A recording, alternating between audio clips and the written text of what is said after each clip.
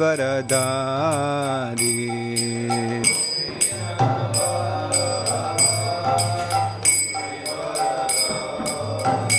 Gopi Janavallabha Girivaradari.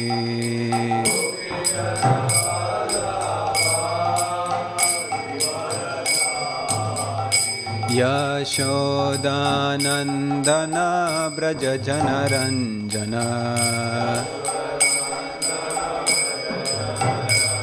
Yashodanandana Braja Janaranjana.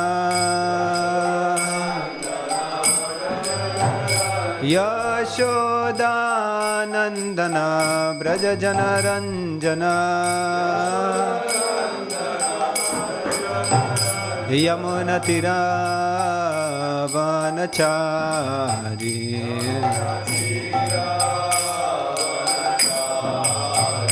Jaya Radha Madhava Kunja Bihari.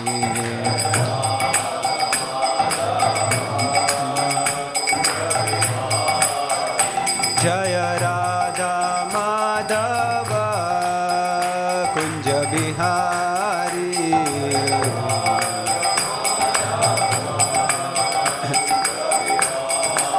Hare Krishna, Hare Krishna, Krishna Krishna, Hare Hare, Hare Rama, Hare Rama, Rama Rama, Hare Hare, Hare Krishna, Krishna Krishna, Hare Hare, Hare Rama, Hare Rama,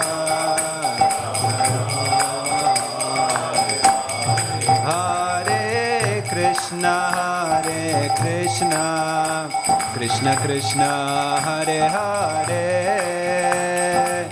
Hare Rama, Hare Rama, Rama Rama, Hare Hare, Hare Krishna, Krishna Krishna, Hare Hare, Hare Rama, Rama Rama, Hare Krishna, Krishna Krishna, Hare Hare, Hare Ram, Ram Ram, Hare Hare.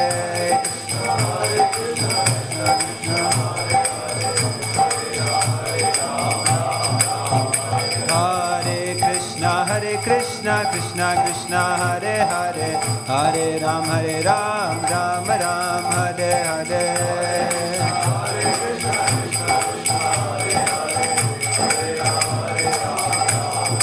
Hare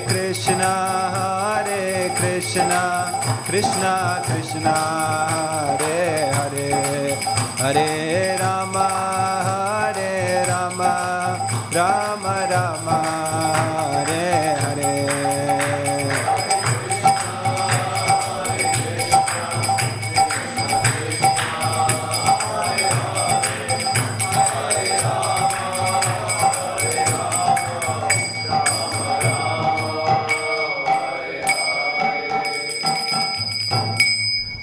Shri Radha Gokulananda ki jai, Shri Sitaram Lakshman Hanuman ki jai, Shri Gaur Nitai ki jai, Srila Prabhupada ki jai, Nitai Gaura Premanande, Hari Hari Bol.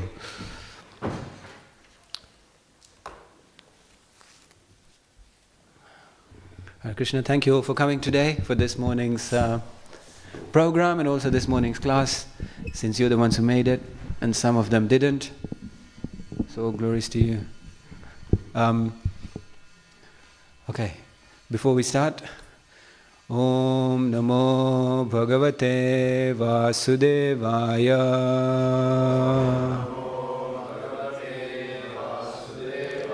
Om Namo Bhagavate Vasudevaya.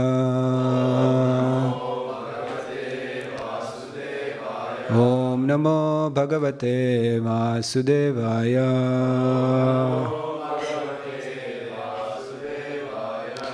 So we are reading from Canto 3, Chapter 5, verse 33. Kala Mayamsha Yogena Kalamayamsa Yogena Kalamayamsa Yogena Bhagavad Vikshitam Nabaha Bhagavad Vikshitam Nabaha Bhagavad Vikshitam Nabaha Nabhaso Anushritam Sparsham Nabhaso Anushritam Sparsham Nabhaso Anushritam Sparsham Vikurvan Nirmame Anilam Vikurvan Nirmame Nilam Vikurvan Nirmale Nilam Kalamayam Sayogena Bhagavad Vikshitam Nabaha Nabaso Nushritam Sparsham Vikurvan Nirmane Nilam Kalamayam Sayogena Bhagavad Vikshitam Nabaha Nabaso Nushritam Sparsham Vikurvan Nirmame Nilam Kalamayam Sayogena Bhagavad Vikshitam Nabaha Nabaso Nushritam Sparsham Vikurvan Nirmame Nilam Shri Radha Gokulananda ki jai, Shri Sitaram Lakshman Hanuman ki jai, Shri Gaurnitai ki jai. All right. Yogena Bhagavad Vikshitam Nabaha Nabaso Nushritam Sparsham Vikurvan Nirmame Nilam Kalamayam Sayogena Bhagavad Vikshitam Nabaha Nabaso Nushritvam Sparsham Vikurvan Nirmame Milam Kalamayam Sayogena Bhagavad Vikshitam Nabaha Nabaso Nushritam Sparsham Vikurvan Nirmame Nilam Kalamayam Sayogena Bhagavad Vikshitam Nabaha Nabaso Nushritam Sparsham Vikurvan Nirmame Nilam. Should we have somebody else who doesn't usually do it? One more, somebody. Kalamayam Sayogena Bhagavad Vikshitam Nabaha Nabato Nushritam Sparsham Vikurvan Nirmame Miram. Ladies? Somebody who doesn't usually do it? It's probably all of you. Well, you gotta nominate one. Kalamayam Sayogena Bhagavad Vikshitam Nabaha Nabaso Nushritam Sparsham Vikurvan Nirmame Nilam. Someone else want to have a go? All right, word to word. Kala, time. Maya, external energy. Amsha Yogena, partly mixed.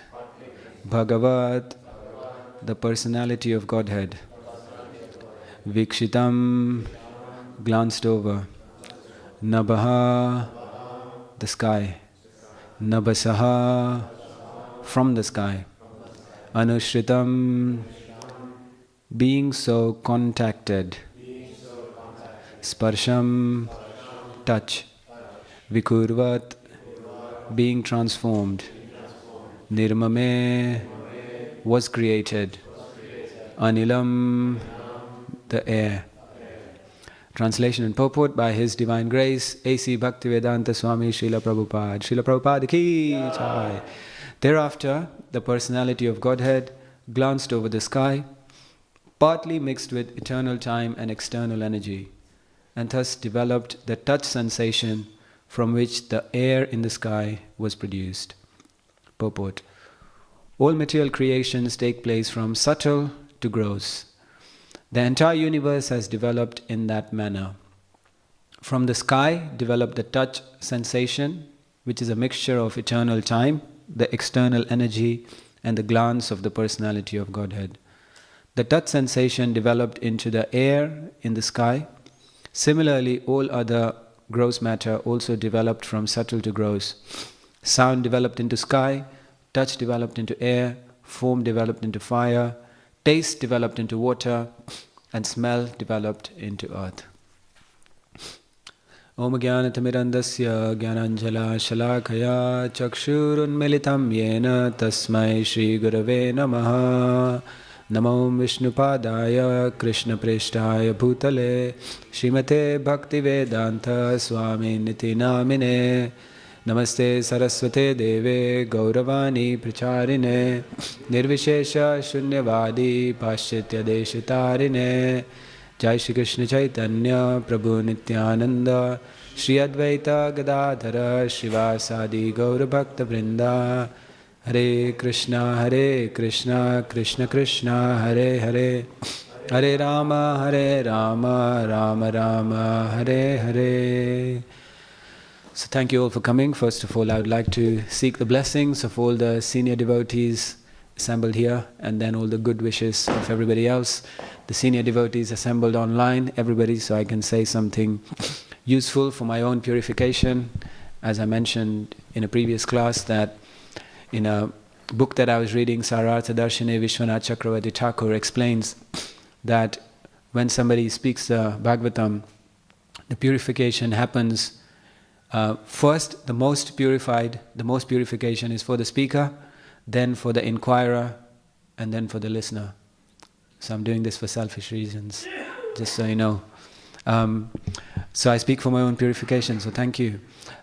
This is a conversation happening between Maitreya and Vidura. So Maitreya is a sage, he's somewhere in the forest, and Vidura is on a pilgrimage and has found him, and he's asking him questions. He's asking him about how the world functions. But it's very interesting because the very first question in the beginning of the chapter that Vidura asks is, he says something along the lines of how nobody in this world is satisfied, and what to speak of satisfaction, even by performing the material activities in this world, even the material distress is not mitigated. Hence, can you tell me something about the pastimes of the Supreme Personality of Godhead which mitigate everyone's distress? And Maitreya goes, right, okay, so first of all there was sound, and then from sound came ether, and then we start thinking, okay, what's going on? He's asking about the pastimes of the Personality of Godhead, and it goes into a whole description of everything goes from subtle to gross, and then from false ego comes the mind in the mode of goodness, and then comes the intelligence in the mode of passion. And you think, whoa, what's going on? Can we hear about some pastimes? Because that's what Vidura asked for. But it is important to understand that these are also pastimes of the Supreme Personality of Godhead. When we think of pastimes, we immediately get to Krishna and the gopis. Okay? That is a pastime. Or we think Krishna and the cowherd boys, Krishna and, Krishna as a baby, all these Vrindavan pastimes. But these are also important pastimes, because if it weren't for these pastimes, well, you wouldn't exist. Well, you would exist, you always existed, but the material world wouldn't exist, the creation wouldn't exist. And so it is important to understand the nitty-gritty and the jnana side of things. in the Bhagavad Gita, Krishna also explains that what can save one is knowledge. He says, Sarvam Jnanam Plavena Eva Vrijinam Santarishyasi. The explanation and the relishing of pastimes of Krishna in Vrindavan comes later, but before that, we need the knowledge and understanding of this material world. Even to that extent that it is said that in the Bhagavad Gita, the middle 6 chapters are the most important. But when you get to the 13th chapter, Krishna starts off by saying, now I will teach you knowledge that is even more important. And then you think, well, what's more important than devotional service? And then he goes on to explain about the 3 modes of nature, how the material world functions, because it is important to start off with that. We need to understand the basics, and that knowledge is what will help you escape from this material world. And unless you do that, devotional service is difficult, or at least the full experience of devotional service is difficult. We need to start with the basics. So, I'm sure there's a lot of this going on in previous verses, but in this specific verse, it's spoken about the different, how everything goes from subtle to gross. Okay? Something manifests subtly first, and then the gross manifestation or the physical manifestation of that thing happens. And in this verse particularly, it's spoken about how sound comes first. Okay, sound. And then the quality representing it, which is ether, comes from that. Okay? So if you think about it, sound is the quality that is presented in ether. So it is said, sometimes we think, what is ether, what is air? But sound actually is transported through ether. It's a quality of ether. Touch comes into air. Touch transforms into air. The sensation of touch transforms into air.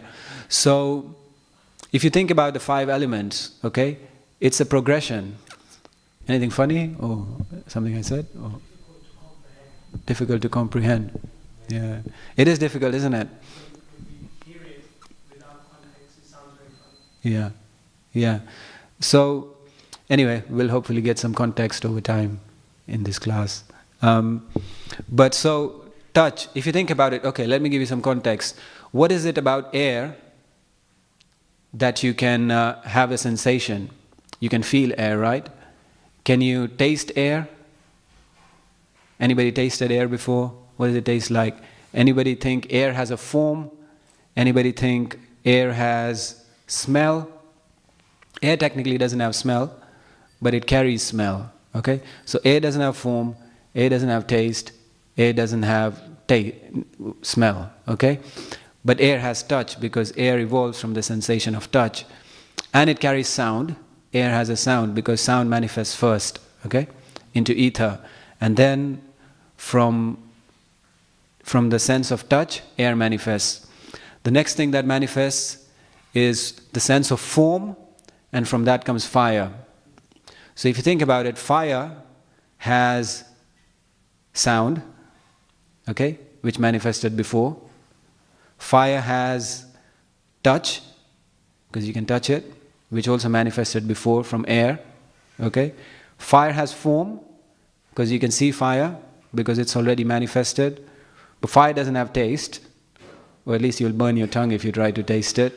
Okay? Because it's not yet manifest. Okay?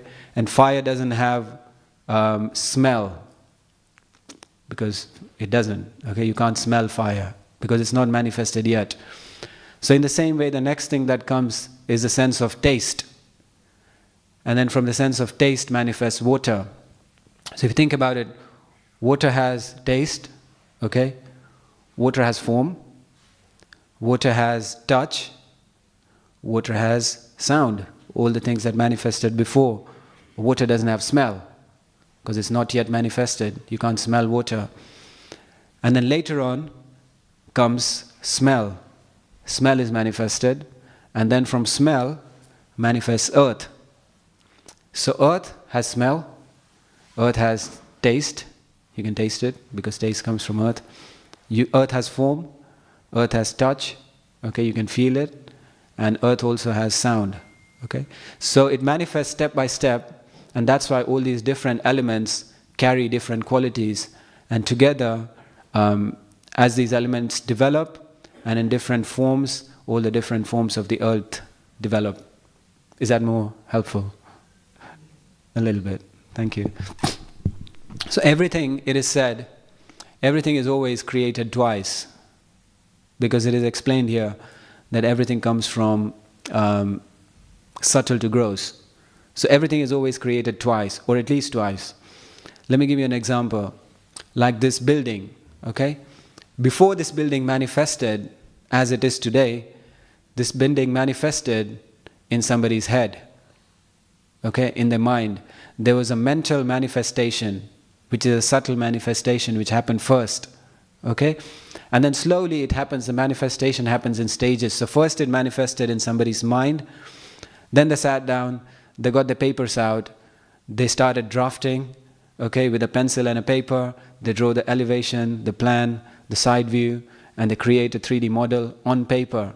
So first it manifested in mind, subtle, then a bit more gross on paper, okay, then came the bricks, then came the mortar, then came wood. This building's made of wood. Don't light fires in here, okay, as we know, it can catch fire. Anyway, I was going to give some examples, but we'll skip that. This building is made of wood, so then they got the wood together, then it was created as a building, and then the function came in, people started living in here. So if you think about it, anything is in the world is always manifested more than once, and it always goes from subtle to gross. It's manifested in somebody's head.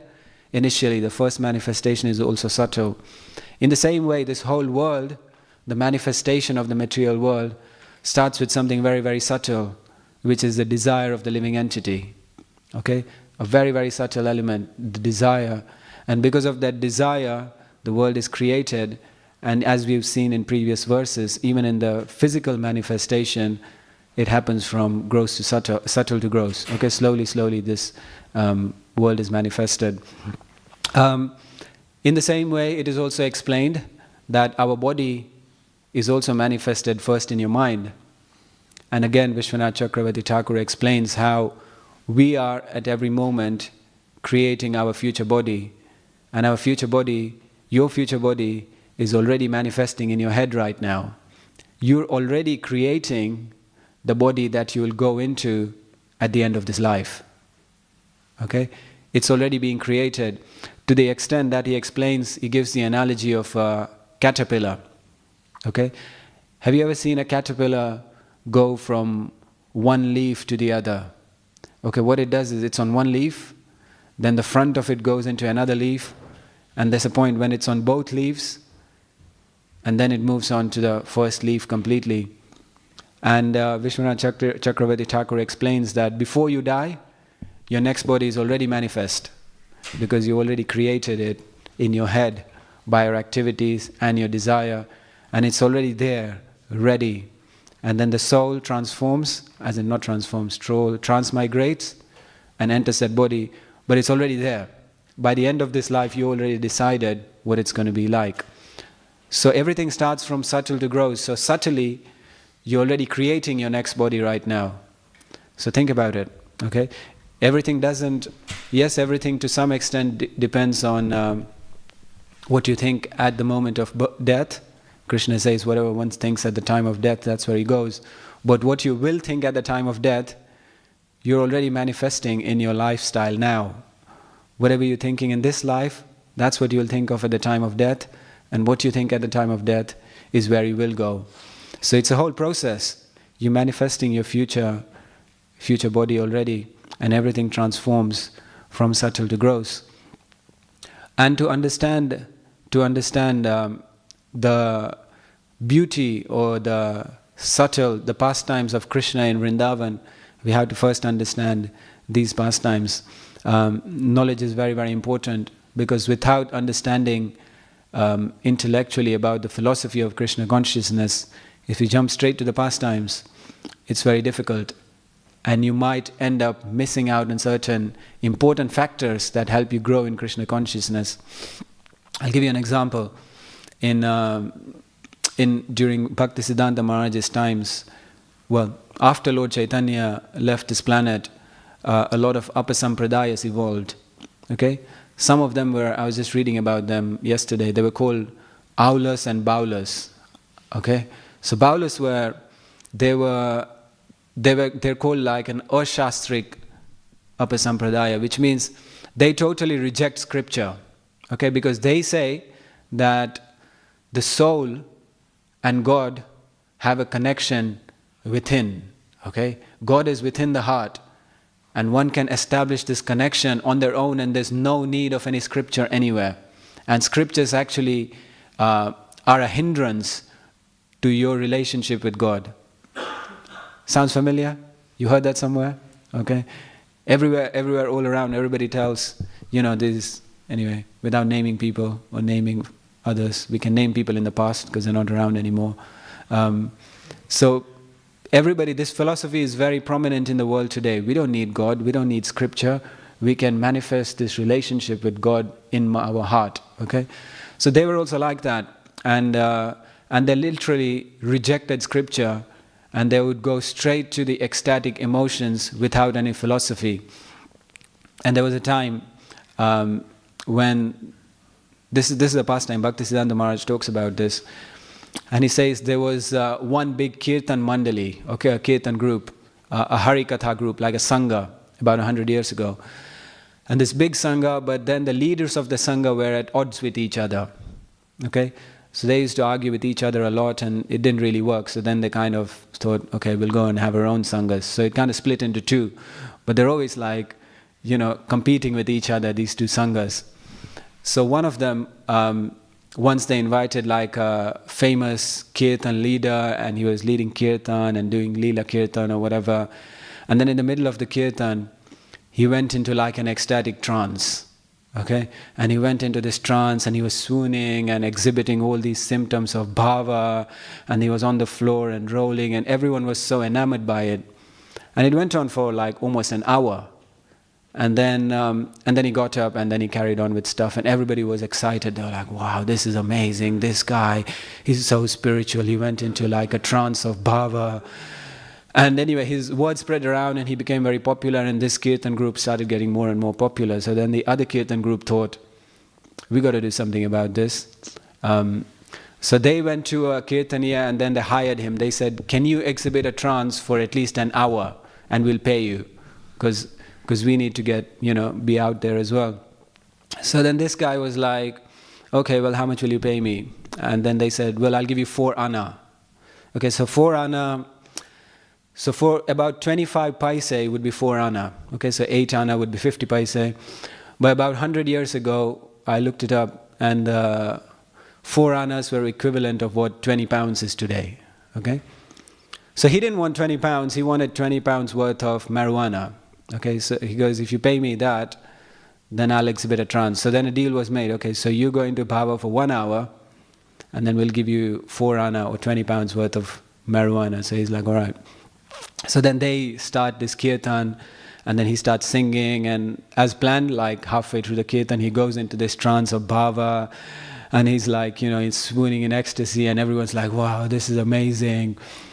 Unfortunately, what happens is it's like a hot day, hot and sweltering, humid day. So about half an hour into it, it kind of becomes too much for him. So he kind of gets out of his trance and kind of carries on with his talk. And at the end, he goes to the leaders and he asks for payment. He goes, that wasn't our deal. He goes, our deal was an hour. You only did it for half an hour. And his reply was, well, how much bhava do you want to see for 20 quid? So it was like, everything was like so cheap. And if you get too much into all these ecstatic things and stuff like that, without any philosophy, that's what happens. There was so much deviation. So the point is that we should develop intelligence by understanding the Shastra first, and all the other things come later. Okay? So before you exhibit symptoms of ecstasy, and before you understand and feel the pastimes of Krishna, this understanding of knowledge is important. And I find it very interesting that if you read the 10th canto, as you gradually go into it, not jump into it, as you gradually progress through the different cantos, And you read all these stories of the songs of separation from the gopis, and it's very interesting when you get there, because it seems like they know Krishna is God. It's almost like all the lines are like, "Oh Krishna, oh Supreme Personality of Godhead, oh husband of the goddess of fortune, please come and, why have you left us?" And it seems like, it's not like they don't know, okay? It's like they know, but their ecstasy of love is very overwhelming that it doesn't matter. It's like even though they know, it doesn't matter. They don't really care who he is. But it's not like they don't know. So sometimes there is also this thing that sometimes people think that why do I need to learn all these things? Why do I need to understand about where sound comes from and where touch comes from and how the material world was created? Isn't it just sufficient to go straight to the aspects of devotional service and learn about and relish Krishna's pastimes, because that's what it's all about anyway? But if you see even the devotees who exhibit the highest caliber of ecstasy, they also seem to know, they have the knowledge. But then there comes a time when you surpass that and the ecstasy takes over. Okay? But it's not that you jump into the ecstasy without the knowledge. If you read the songs of the acharyas, okay, they exhibit the highest symptoms of ecstasy, okay, and then the mood that they are feeling. But it's not that they don't know the philosophy. So the philosophy and understanding, and sometimes I remember someone asked a question in class a few days ago about how this is very difficult to comprehend and it can be very boring. Okay, and it is boring sometimes. It's not, well, it's kind of boring because it's difficult to comprehend, and I find it boring too. But you just got to push through it because it's important to understand these things, and then we get there. Okay, is that good? So far, so good. Okay, now in the world today, everybody is suffering because of lack of Krishna consciousness. As you go out there, it seems like people have everything, but there's still a lot of suffering going on. So the solution to all this suffering can only be Krishna consciousness, okay? Because people out there, they are desperate for an experience that is beyond this world. Literally people are desperate because they are trying so many things. They are trying literally so many things, because they are not satisfied with what the world can provide them. Did you know what is the biggest illegal money-making scheme in the world out there? What makes the most amount of money, okay, in the world out there? Take a guess. What makes the most amount of money illegally? Drug trade. That's what I thought. But it's not. People trafficking, not quite. Some sort of trafficking, but not that. Bitcoins, I don't know if Bitcoin is illegal. Maybe it is, but anyway. David. Slave, it's not that big at the moment. Well, there is it's kind of everywhere. The whole world is slave labor to some degree. Arms trade, no. Let me tell you what it is. Okay, you won't believe it. It's actually lottery scams. Okay, it's actually lottery scams. So what they do, mainly in two places. It all runs in. I watched a documentary on it. I like watching documentaries. They have these call centers. Okay, especially in two places. They have Jamaica and Israel. Okay, call centers. You walk into it. This is lady who goes undercover and kind of films everything, and they have these call centers, and it's very organized. Okay, they have all these contacts. And they'll call you and they go, "So, did you know you recently won a lottery? We want to tell you this news, like it's amazing. You won a lottery and it's worth like 10 million. Okay, congratulations." So usually the first response from the other side is always, "Hang on, I didn't think I bought a lottery. Okay, I never bought a lottery." Okay, and then they go, no, but remember you went shopping the other day, and then and then you went to like TJ Maxx. Okay. In America, it's TJ Maxx. Okay, you went to TJ Maxx? I'm like, yeah. Well, you bought that and you were automatically entered into a lottery, and then we just want to tell you that we actually won. They're like, "Whoa, no way, really?" So they go, yeah. So you won like 10 million and it's amazing, and then they celebrate and da. And they go, you just have to give us like about £2,000, $2,000 just to pay for like tax and things like that, and da, and then release the money and then we'll send it over to you. Or they'll say something like, you won a Mercedes and we're going to send you a key by post, and they actually send them a key. But there's no Mercedes attached to it, it's just a key. And they say, we'll give you a key, but you got to send us this money and you can come and take your car. And people actually fall for it. Even though it's interesting how they know they've never applied for a lottery, they've never bought a ticket, but it's like people really want something, like, because they're just so tired of this world. And she goes into like understanding the philosophy behind all these things, and it comes to, and they ask them like the scammers, like, why do you think people fall for it? What, you know? And she interviews them as well. They kind of have masks on their face and stuff because they don't want to show their face. And they say it basically comes down to three things. So they say, first of all, a lot of people are stupid. Okay? I mean, I'm not saying this, I'm just repeating from the documentary. So a lot of people are stupid, number one. Okay? Because how can, it's like they're saying, like, we ask them for money, they send it to us, we don't send them anything, we call them again, we ask them for money, and they still send us money. It's like, it's not our fault. It's like, so they're like, do you feel sorry about it? No, we don't. It's like, this is their fault. So number one, they say they're stupid. Second, they say, Shri Radha Gokulananda ki jai. Okay. The second thing they say is that people are lonely. Okay? People are lonely and they're just so tired of their life, being alone. Sometimes they have a family and they're still lonely. Sometimes they have so much money, they have so many things around them and they're still lonely. Okay? And people just want to talk and just have a connection somewhere because people are lacking that connection. And goes, third thing is that people are greedy. Even though they got so much, they always want more.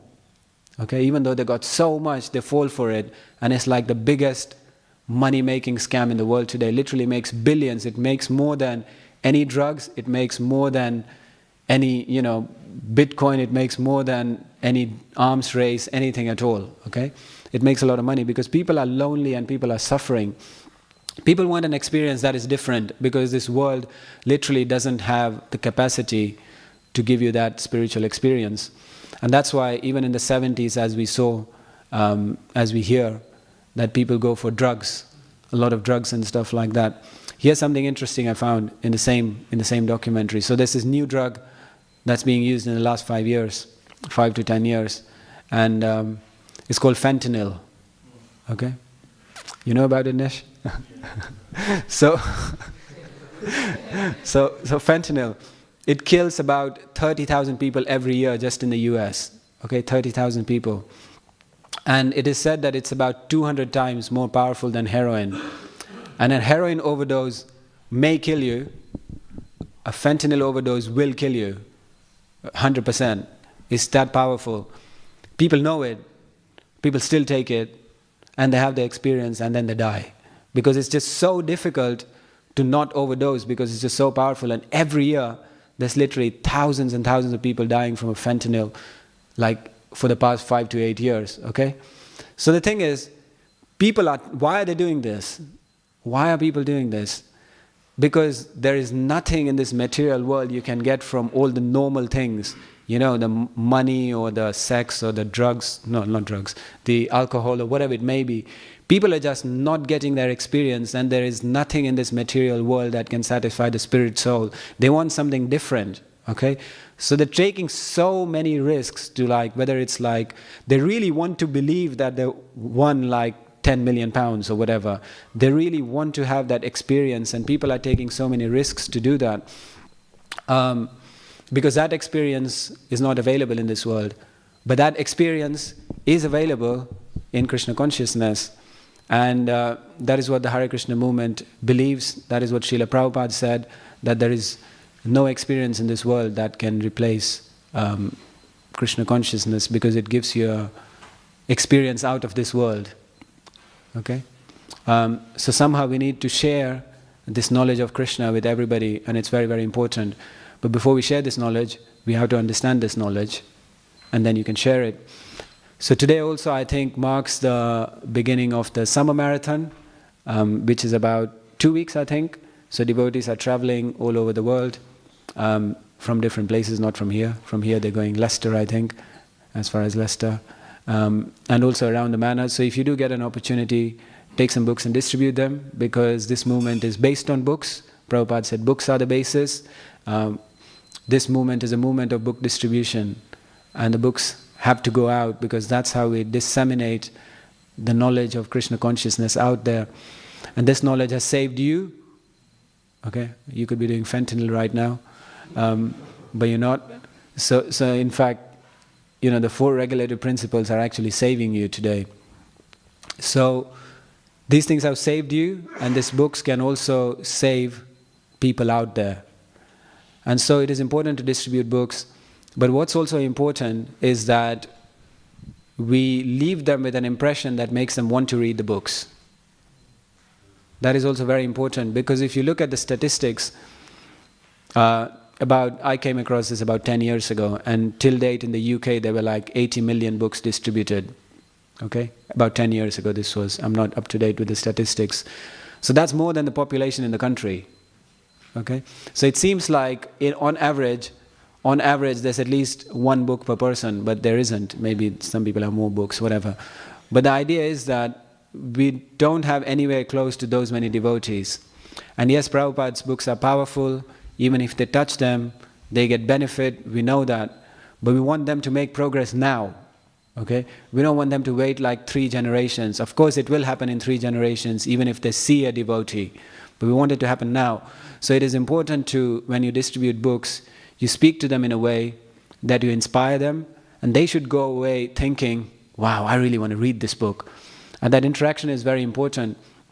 And if that interaction, during that interaction, they think, well, okay, I'm just this guy's bothering me, I'll give him a couple of pounds and take a book and go out of here. Or if it's not a pleasant interaction, if it's not an inspiring interaction, your book scores will go up. Maybe in the next 50 years we would have done 300 million books in the UK. I don't know. But are the numbers of devotees going to go up proportionately? So my point is, book distribution is very, very important. It is the basis. But if you can do something more than book distribution, at least have a conversation with them, tell them about the book, show them the book, and try and get their interest. And they should go away from that interaction thinking, wow, I really want to go home and read a book. At least 1 page. Even if they read, once they open the book and read Prabhupada's words, Prabhupada's got them. Okay, Krishna's got them now. But if they just chuck the book somewhere on a bench on the side of the street, or they put it somewhere in their shelf and never pick it up, then it's going to be a while. Okay, so I think it's important to make an endeavor to inspire them so they really want to read the book. Another thing you could do also is personal interaction. I've found always works best. If you find somebody interesting, even if you have a slightly, vaguely interesting conversation, get their email or the phone number and stay in touch with them. It always makes a huge difference. And don't give them your contact, because people will never contact you. Once that interaction with a devotee is over, they're back in Maya. Okay, they're never going to contact you. You have to stay in touch with them. So if you find somebody interesting, get their contact, stay in touch with them, and invite them to a program. Okay, invite them to the manor. We have a program almost every Saturday they can come to. But I also want to tell you that while you go out and distribute books on the marathon, you can invite them to the open day, which we're having on the 20th of July. Okay, we have lots of flyers. Karan Prabhu can give you flyers. You can take these flyers, give them out, invite them to the open day, let them come to the manor, let them take darshan of Radha Gokulananda, let them come and learn about philosophy. There's going to be workshops on the Gita, so many other things, and let them experience this wonderful place that George Harrison has given us to use in service. Okay, we need to use this place in service to Krishna. That's the point.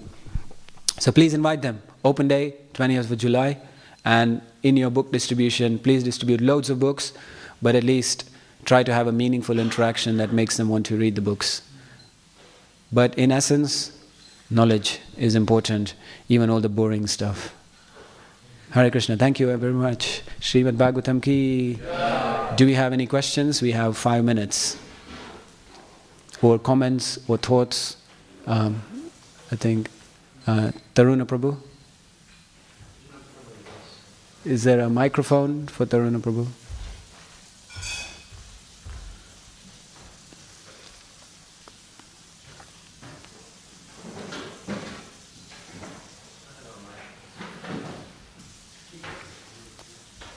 It's okay, why don't you tell me, Prabhu, I can repeat it.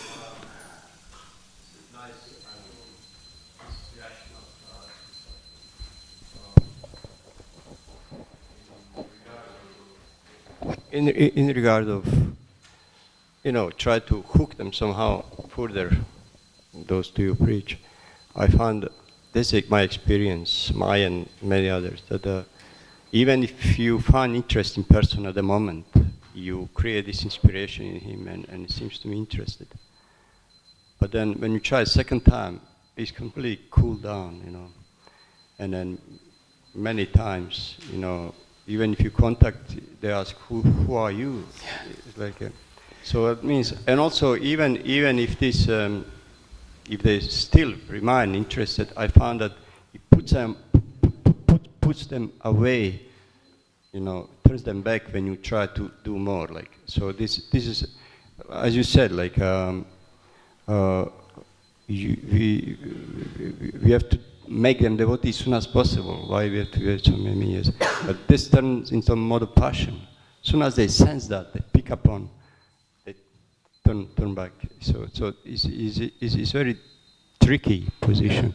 So most of the people come somehow. You give them knowledge, and then in them there's something happen, because nobody was preaching to me in that way. That was, I would maybe come. I'm led with knowledge, and then over the years, doesn't matter how it takes. It took me 10 years at least. So for many people works like that. So any tendency is passion. I want to make him devotees. Books are there, knowledge is there. He has to decide. This is a process of self-realization. We give you knowledge, you realize that yourself. So that's, and this is my. If you know how to really preach, if you just can create deep friendship at first contact, just friendship that you can see that you're a nice person, and then there's a chance slowly, but it's a slow process. It's a slow process. So Taruna Prabhu, so very good point. I think our job in preaching is to give people an opportunity, and people will take it up on their own. You can't force people, and you are right, if you are pushy with people, then they will go away because they think, okay, this is something strange going on here, they're trying to force me to become something. So we don't want to do that, and that wasn't my point. My point is, are we giving them enough opportunity and inspiration? And I think, personally, it's possible, because I can tell you from personal experience that if there are some people who are ready, who will just come to Krishna consciousness straight away. As soon as they find it, there are people like, wow, this is amazing, and they come and they do a Be a Monk challenge, or they want to just come and visit, and there are people like that. There are people who are sort of lukewarm, in the sense they're ready, they're kind of ready for Krishna consciousness, but they need a little bit more effort, and then they will be ready. Like, they like Krishna consciousness, but if you sort of speak to them a bit more, if you give them a little bit more information, if you invite them, if you look after them, then they will take it up. There are those kind of people. And then there are people who are very, very far from Krishna consciousness, and who need a book, and maybe they'll take their time, they'll take their whatever, 5 years, 10 years, whatever may be the case, to come to Krishna consciousness. There are all types of people. The only thing is, we don't know which one's who. So what you would do, what I normally do, is I give people a book. If I find somebody interesting, I take their contact, I email them. My rule is 3 times. After 3 times, if they don't reply, I stop emailing them, or messaging them, or calling them. But if they do reply, I try to take the conversation forward. I try to keep them interested, invite them to things, and sometimes they do come. And in my experience, I have found that if you make an effort, I have found that there's so many devotees who have come to Krishna consciousness from spending time with them. And if you make an effort, I don't want to blow my own trumpet, but I think I should a little bit, because just to kind of explain the fact that if I have spent time with people, and there are people who would never have come here, but because of spending time, they have become devotees, and they have become initiated even. And I think it does work. I think you have to if you stay in touch, some people will, some people won't. That's always the case. Out of every 100, maybe 10 will respond to your emails or your contacts or stuff like that. And it is not an easy job. Bhaktivedanta Maharaj did say that it takes 200 gallons of blood for every devotee to nourish the spiritual corpus of every existing person out there. I don't even know if there's 200 gallons of blood in a human body, but the point is that it takes a lot of effort, but that effort is qualifies you for the mercy of Lord Chaitanya. So yes, we have to see the interest in the person and reciprocate accordingly. We don't want to be pushy, but I think if you make a little bit more effort, then it can, for those who are ready, it can help them. Just want to make one more comment that I've seen many great scholarly devotees, amazing devotees, but they don't know actually how to preach to new people. Yeah. They just don't know. And then many times they really fry the people. Yeah. So in that sense, once he really has to be honest with himself and see in which way he can preach, not directly. He is convinced, I can, but they go fanatically. And then even when I hear what they speak and how they speak, I don't like what to speak of new people. So you have to really, every preacher, so-called preacher or whatever, must really think where he can contribute most. You know, everybody would like to be frontline preacher to bring people, and this can carry you, but really be honest. And then there are really, honestly, there are very few really preachers I met who are really successful, know how to deal with people. I have to admit you are one of them. Everybody knows results are very amazing, comparably with everything else. So it's not everyone's job. My father used to say, it's not everyone's job to sing through the village. Like, the same. So you have to really honestly examine yourself and see where you can do. Even if it's far background preaching, do that. It's better for you than fry people, because I think everybody has a different preaching style, and I personally think that every preaching style will attract some type of person. Some preaching styles will fry more people out and then attract less, and some things, and if you go too much to the other side, then you're saying nice things to everybody, but it's not really inspiring to anyone. And so I think preaching requires a balance. Not everybody's an expert, but I think I've fried people out as well. So the point is that at least if you make an endeavor and if you make an attempt, it may not be everyone's thing. Maybe you will fry a few people out, but maybe you will inspire a few people as well, because there is certain people are just attracted to scholarly presentations. They may not be into yoga or wishy-washy stuff, whereas some people may not be into scholarly stuff. They may be into something else. So I think every type of preacher is important, and they'll do things in their own way, and it'll attract somebody. But the point is, at least if we try in whatever feels authentic to us in our own way, without trying to be somebody else, if you just be who you are and just try to share Krishna consciousness with everybody, at least somebody will be attracted to that. But anyway, it just comes over time. You just have to keep doing it. I think Nimai Prabhu had a quick question, and then Panchatattva Prabhu. I don't know if you have time. Maybe just... No? Okay, just last one, maybe Panchatattva Prabhu, and then...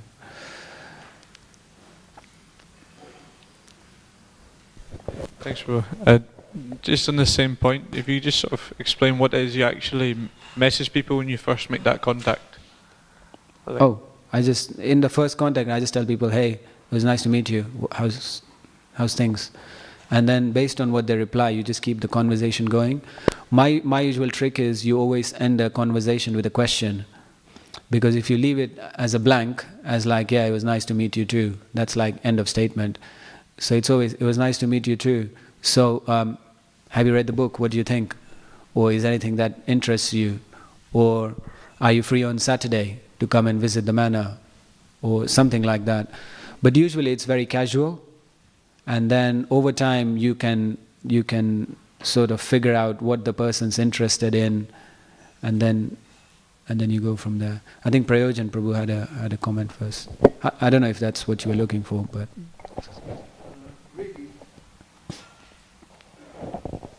in reference to what they're saying about meeting people who arouse a question in people. Yeah. For me, it was a question that raised in my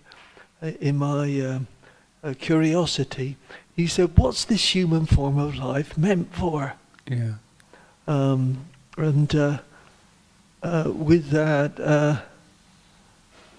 it was a lecture that I went to on the Isle of Wight, and he was also there. He's a Prabhupada disciple. He goes to vegetarian societies and all sorts of people he meets. And what he was doing, just that little question aroused my mind. And, astrology he was doing, and all these people were coming. But when I sort of said there, I was interested, not really in astrology, but that question that says, what's this human form of life? And so he gave me, he says, well, yeah, just come and see and look at your astrological chart. So I did. And it was really close, actually. Mm. But then part of that deal, because I had to pay him something, he gave me Bhagavad Gita as it is. That was my first book. And it just took off from there when I started to read what Prabhupada was telling us. It was amazing that he told us what the human form of life was meant for. It was almost like in at the deep end. It was at the, you could say, I was middle-aged when I met this person. Yeah. And that was it. Bhagavad Gita as it is. Ki? Jai. Jai. I just want to say, Prayojan Prabhu used to stay on the Isle of Wight. Yeah. And he used to do books there. He used to have a book table, do a group in the library and stuff like that. It was interesting because Prayojan Prabhu moved here in like the 90s, late 90s or something like that. Yeah, and I was speaking to my wife, Kishori, who also grew up on the Isle of Wight. And 20 years later, we found out in a conversation with Prayojan Prabhu that they both used to live on the same street. I thought the odds of that were like, just because of, they never met because Kishori was probably very young at the time. But they used to live, out of the two devotees we have from the Isle of Wight, they used to live on the same street. And I tend to think that Prayojan Prabhu's presence had just purified the street. Oh, yes. And soon I think there'll be more devotees coming from that street. Thank you. I think we should stop here. We can speak later. Srimad Bhagavatam ki jai, Srila Prabhupada ki jai. Boo.